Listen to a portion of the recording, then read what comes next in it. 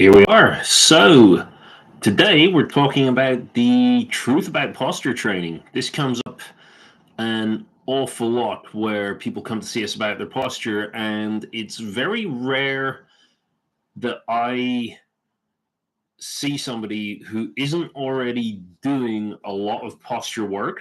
And the reason that they're coming to see me is that they're doing a lot of posture work because they're having these problems or whatever, but it's not doing anything. The results haven't shown, and sometimes this is over like a huge time span, months, maybe even years in some cases, where people have been doing all the exercises they've been told to do, whether it's their physio, whether it's just YouTube, their Pilates instructor, whoever it is, and it just doesn't seem to be working. So I want to address some of the things that you may be missing based on what posture is and how it gets determined in the body. Because the reality is that for most of us, the posture training that we're doing just isn't enough. We're not doing long enough. We're not doing intense enough.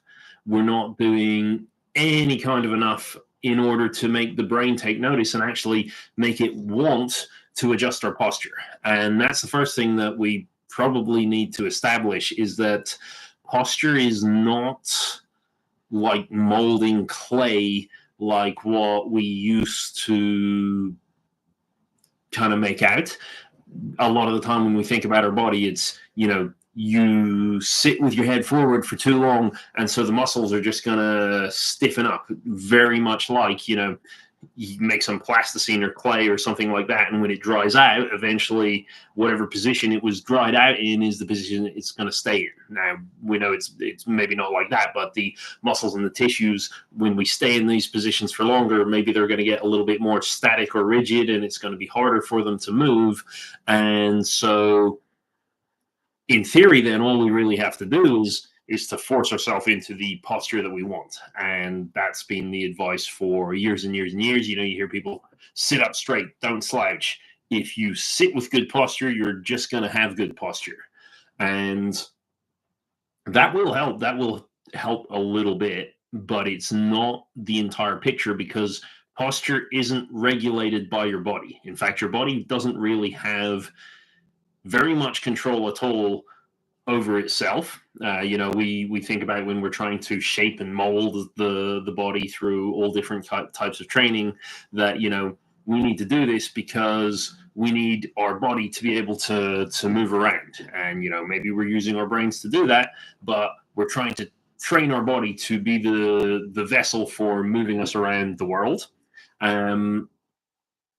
But actually, the body isn't the important part here. The brain is the important part. And as far as the brain's concerned, the body is just the thing that keeps the brain upright and safe, and stops it from being eaten or killed in various ways. So one of the things it's really afraid of is falling over. If you fall over and smash your brain off the concrete or the grass or a rock or whatever, you're not going to survive for very long. And really, your posture is just a reflection of how capable your brain thinks you are of avoiding that kind of damage. I don't know if I've made that totally clear, so I'll try and explain it in another way. So your brain basically just consists of a bunch of sensory equipment. So a load of senses on the outside, like the five senses: sight, touch, taste, smell, sound, that we learned in school. It's got senses like balance, that is a little bit like a spirit level to tell us which way up we are.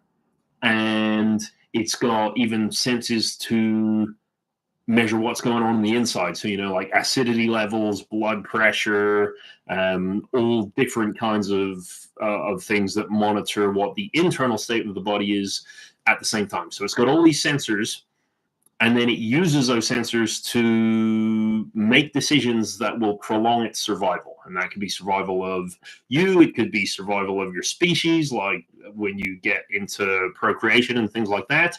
But really the whole point is just we need to survive, and the way that the brain has chosen to, as like goal number one for survival, is movement. So we need to figure out all of the information from the outside world, all of the information from the state of the body, and then we've got to figure out how are we going to move around the world so that we don't die.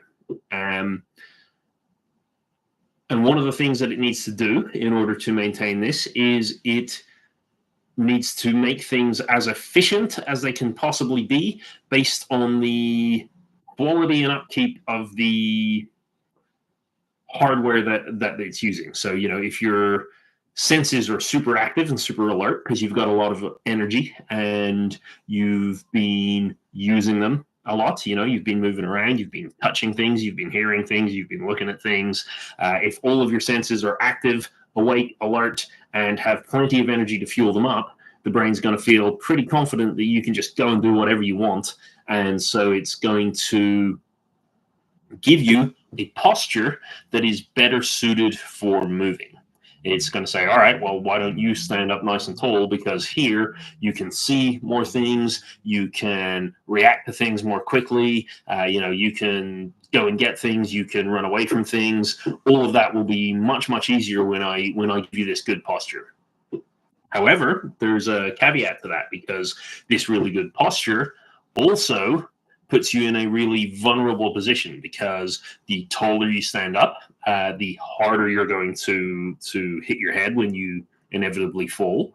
The more you open up your chest and your belly and expose your vital organs, the more likely it is that you're going to cause them some damage. And so that is a trade-off of, if the brain thinks you're capable of moving around safely and in a nice coordinated fashion, it's going to allow you to be more vulnerable.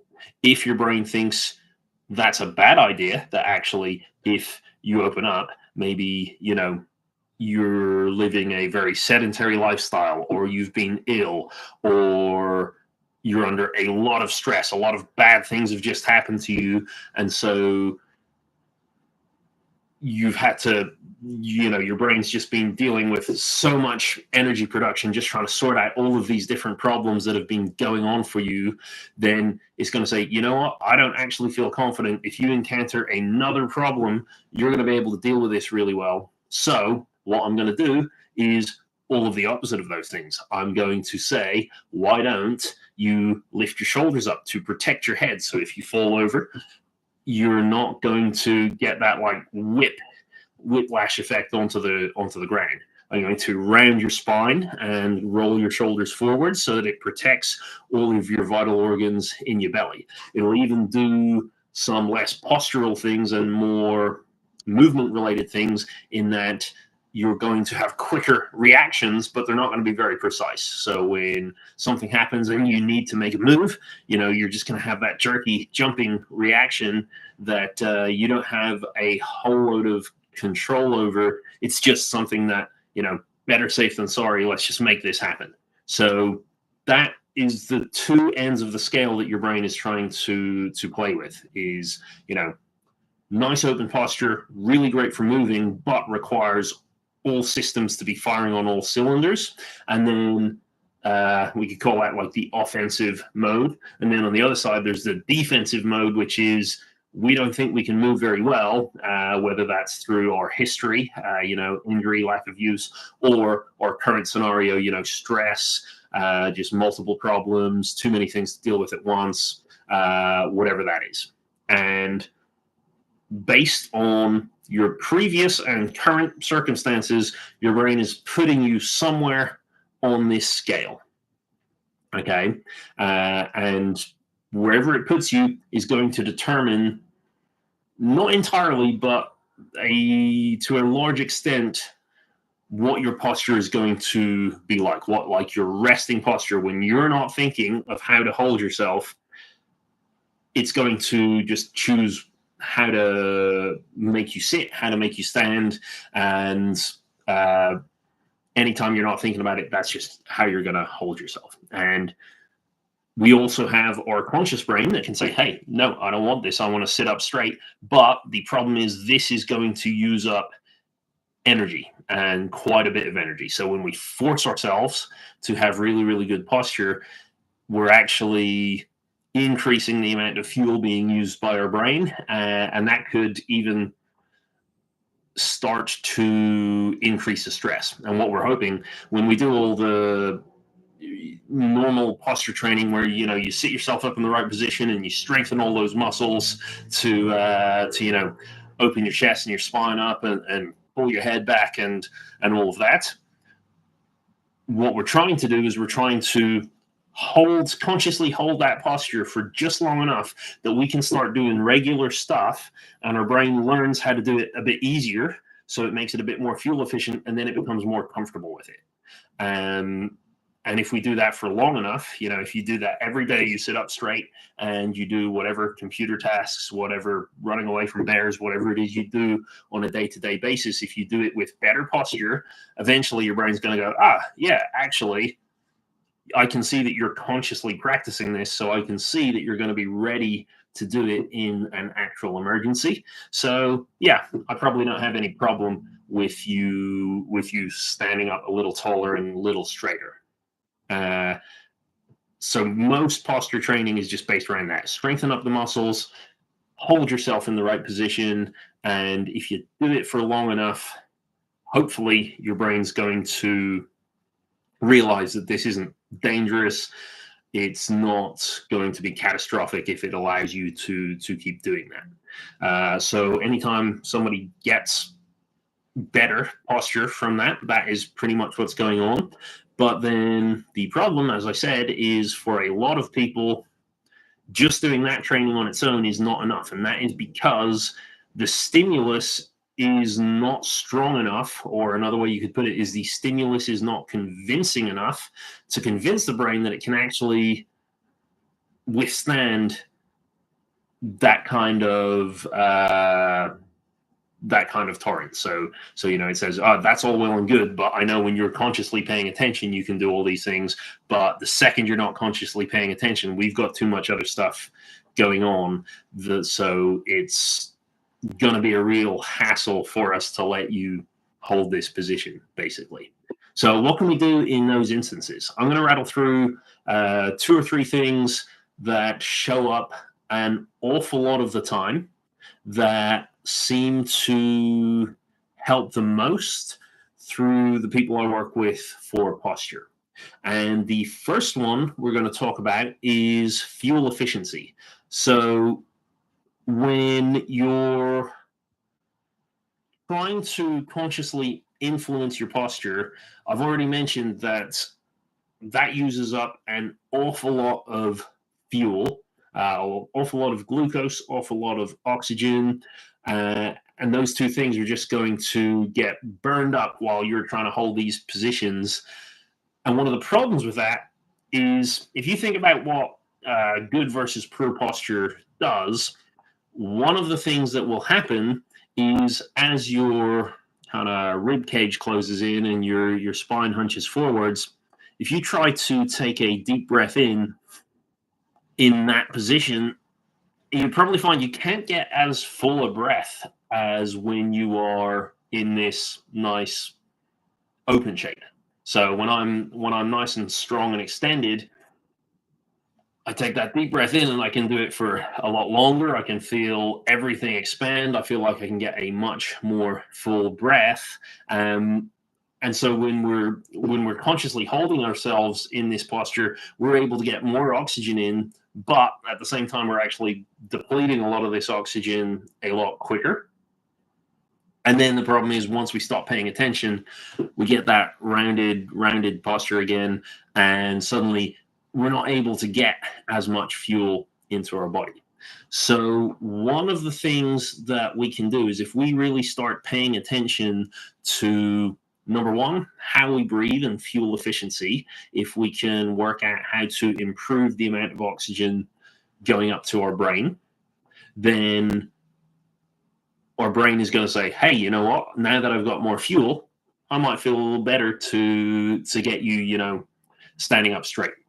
this is kind of obvious when you think about, the end of your workday. Your posture is almost always worse than at the start. When you go in with more energy, when you're more alert and awake, is usually when you're breathing better. There's more oxygen around. You usually have just resting posture that's just a little bit straighter than when you're super tired. So when you get more energy up to the brain, posture just kind of naturally gets a little bit better. Doesn't make huge, massive changes, but it will become easier to hold yourself up straighter. So first thing that we want to work on is, breath holding drills and air hunger drills, and things that actually get more oxygen going up to the brain, which might actually get the brain just used to standing straighter when we're not paying attention. And then the second thing we want to do is we want to find out, actually, a lot of posture drills just involve, let's hold that tall neutral spine and just see if we can strengthen up these muscles. But if we could incorporate the breathing into that and teach the brain that when we are in this specific position and we really pay attention to it, we can see that we can fill our lungs further. We can actually get more oxygen into the lungs, up to the brain, and give us more energy to work with. And sometimes what that means is, rather than just paying attention to the muscles, we might actually want to do some work assessing the rib cage and, seeing, how do we breathe? Do we breathe more into our chest? Can we breathe with our diaphragm? You can get really clinical about it. If you work with me, we will probably look at, which muscles are working really well, which sections of your chest and rib cage and diaphragm are you best able to breathe from. But the other way that you could do it is you could just start playing with putting yourself into random positions and just trying to take really deep breaths,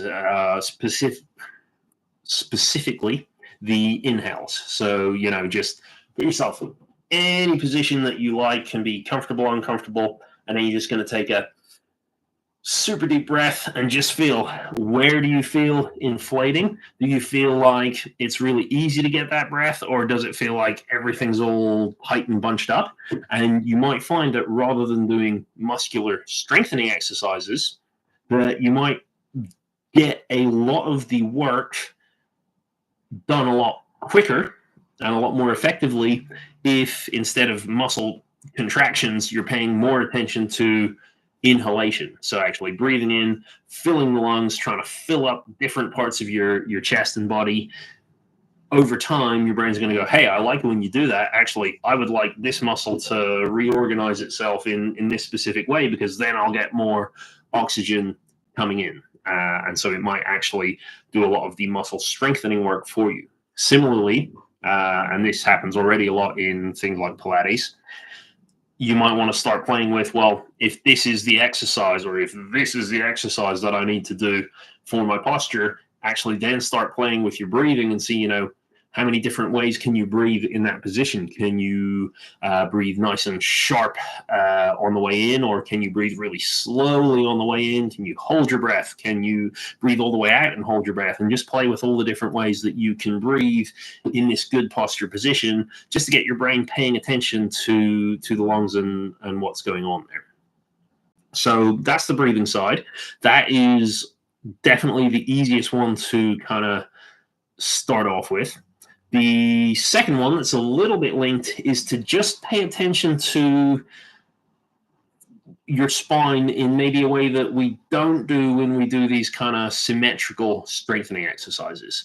So when it comes to your spine, the vertebral column, you've got loads and loads of little bones. Some of them are better. Some of them kind of prefer going up and down. Some of them kind of prefer going side to side. Some of them prefer rotating. Most of them do a little bit of all of that.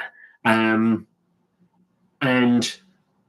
your brain then uses this as, like, there's a reason that they all do individual things, is that your brain can go, all right, well, we spend most of our time actually rotated a little bit like this because, I don't know, your mouse pad is there. Or maybe my experience when I used to be a drummer, I would always be leaning, like almost rotating a little bit to the left, or maybe you spend more time leaning on one hip, which causes your thoracic spine to have a little bit of a tilt.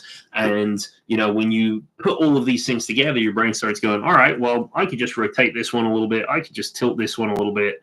And it kind of comes up with this configuration that's a little bit of a kind of wavy zigzag, and goes, cool, this is good posture for me because it makes it easier for me to get into those positions that I go into all the time.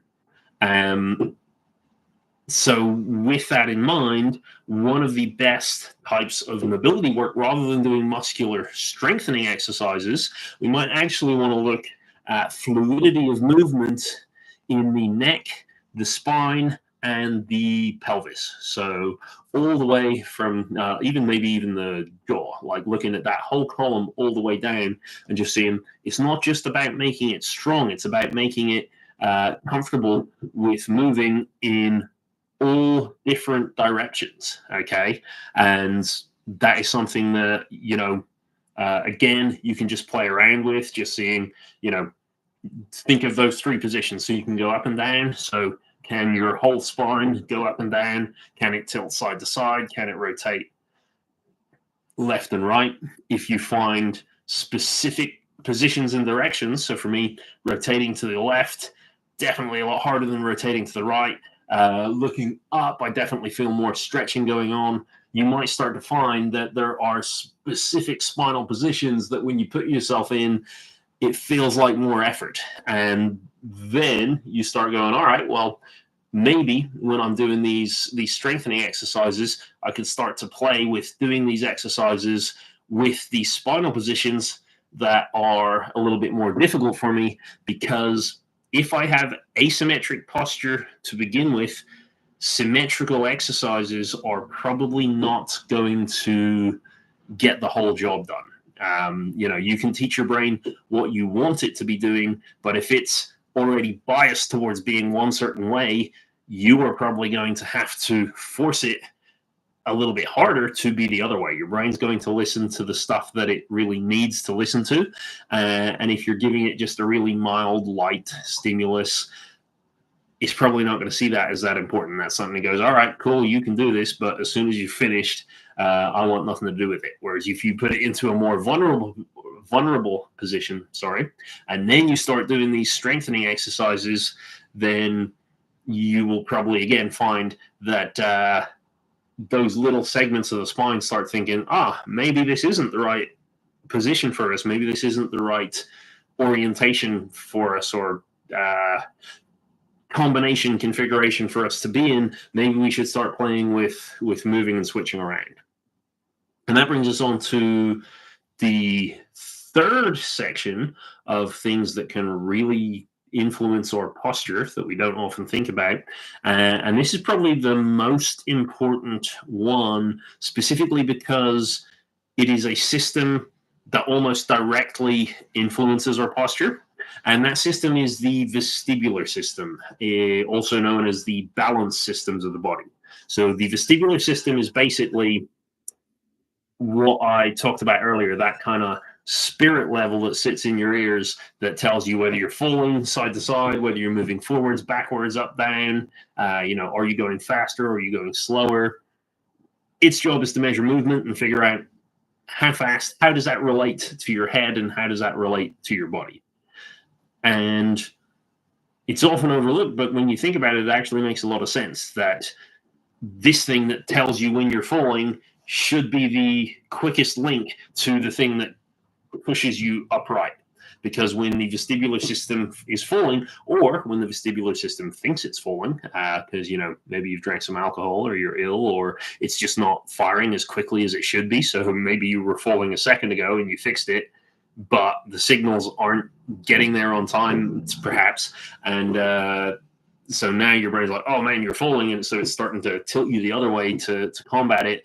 And now you're really falling the other way because you didn't need to do that.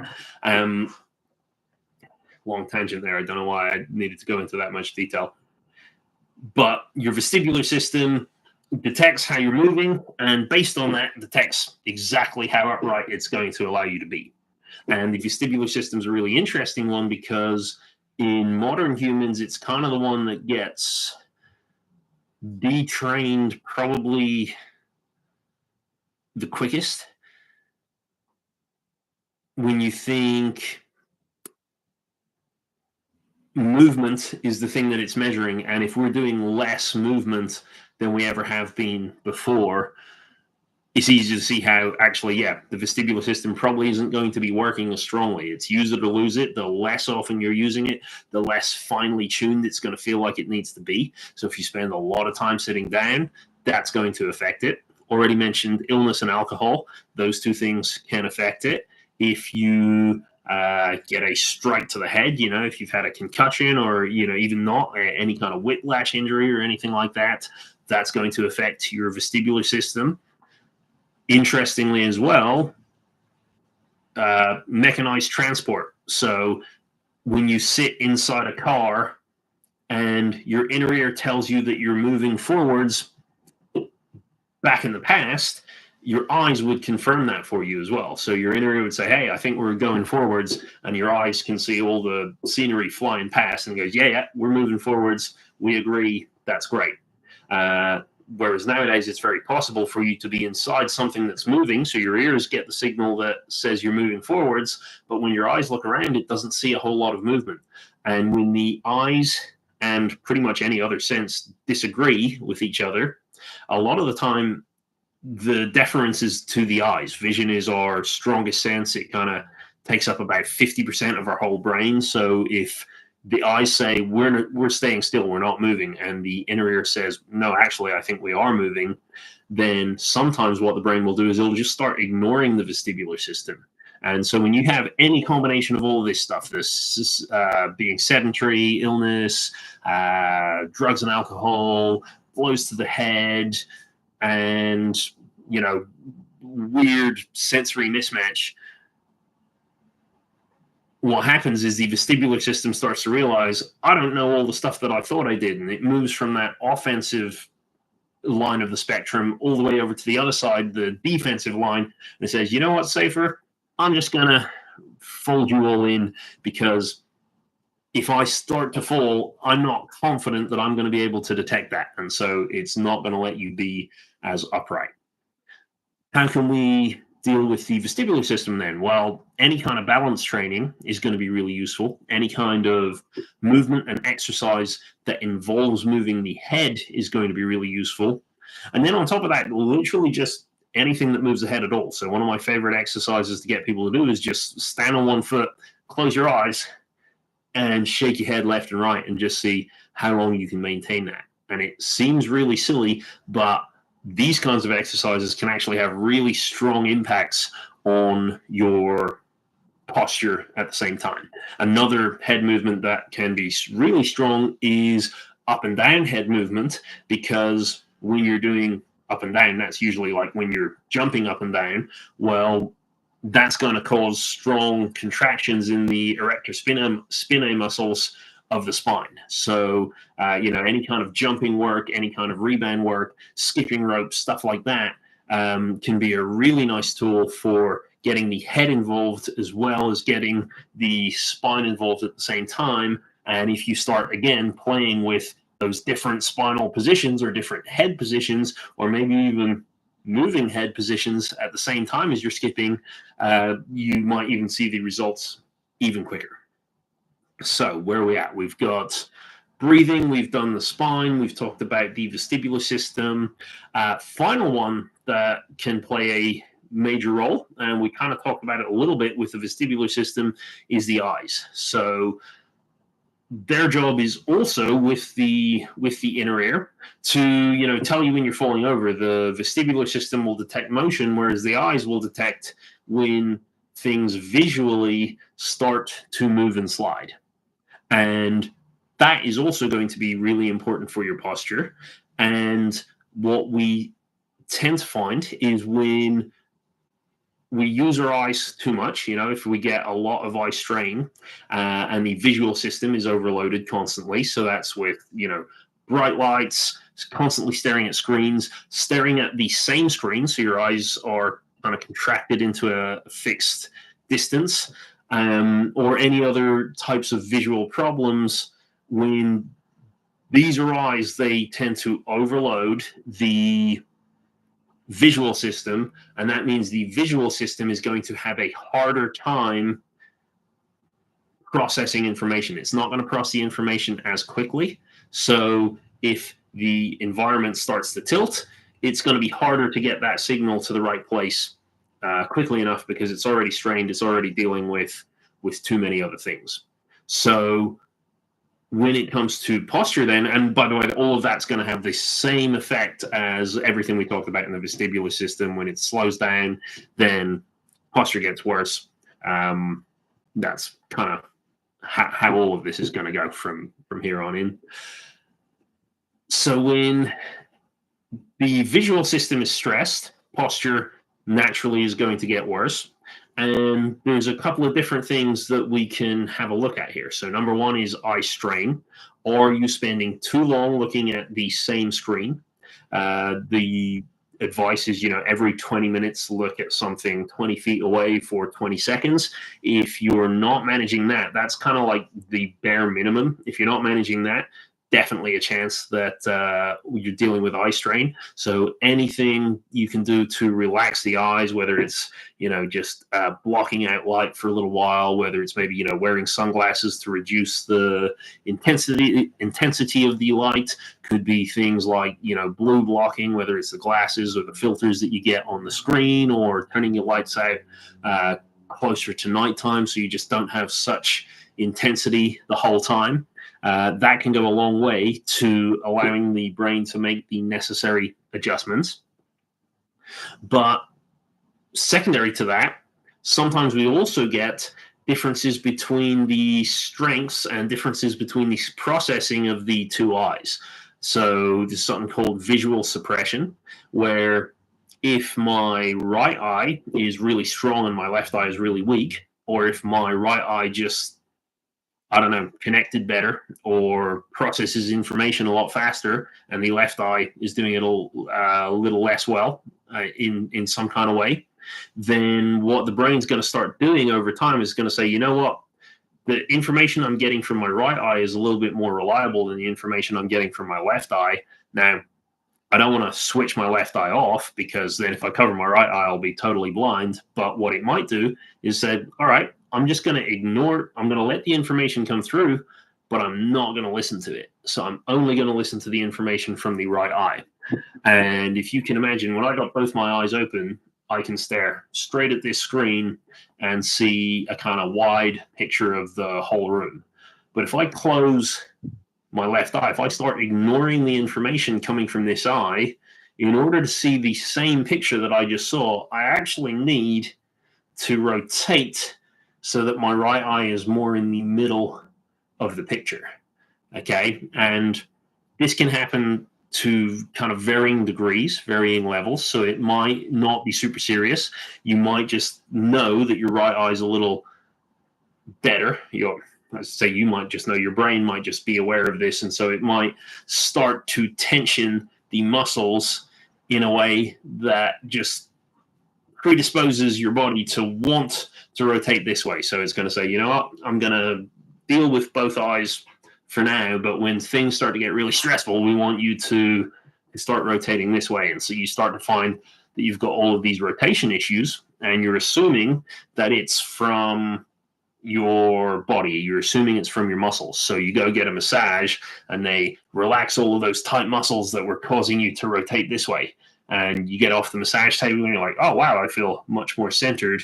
But as soon as you walk outside, this left eye is still weaker. So what's going to happen? Your eye goes, that's weird. Everything just shifted off to the side here. Let's just correct that by adding some rotation. And very often that's one of those cases where you find the problem just doesn't go away, because the visual system is biased towards wanting one eye to be at the front of the picture versus the other eye. In those cases, this one's going to be probably more difficult to recommend something that you can just go and do on your own. But I would look up something called a Brock string. And, this is something that's fairly cheap to buy. It's a little string with some beads on it. If I had been better prepared, yeah, I got one right here. So it's the little piece of string that has a number of colored beads, and then the idea will be you're going to hold it just up to your nose and see if the string is crossing in the right places and the beads are lining up the way that they're supposed to. Like I said, loads of tutorials online. You can go and just see if this is useful for you. And again, if not, then I would definitely recommend getting in touch with your optician, optometrist. We can do some work together, but vision is definitely the next most important one that tends to show up an awful lot. So I'm going to leave it there because I've gone a little bit over the time I intended to. So just to summarize, 4 things that tend to show up outside of the kind of standard sit yourself up straight and train the muscles. The breathing, improving your breathing, improving your body's ability to know how to breathe into different areas can greatly improve and change and alter your posture.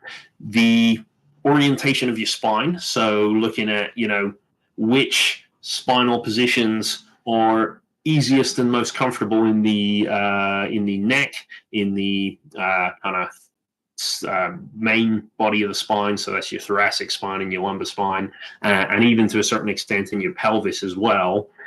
Just figuring out which positions are really hard to do, and when you're doing your muscular training and your Pilates and all of that, just adopting different spinal positions and seeing actually do you get better results over time. And then we got the vestibular system, so that is head movement specifically and balance. Up and down head movement can be especially strong, but just playing around with all kinds of movement where your head has to move in all different directions. And then finally, with your eyes, the 2 big things can be a lot of with the eyes, it's like a really big open picture, but 2 big things would be, 1, reducing eye strain. So if your eyes are less worked, if they've been worked less hard, it's going to be easier for them to analyze the environment and tell you when it's tilting, and therefore your body feels more comfortable to sit you upright.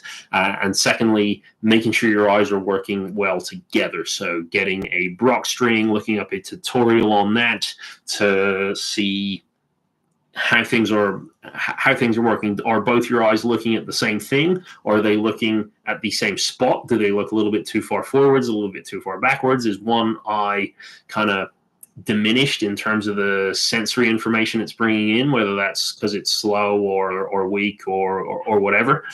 Sorting those out will take you a long way as well. So I'm going to at the moment, I do offer a free consult to anyone who's,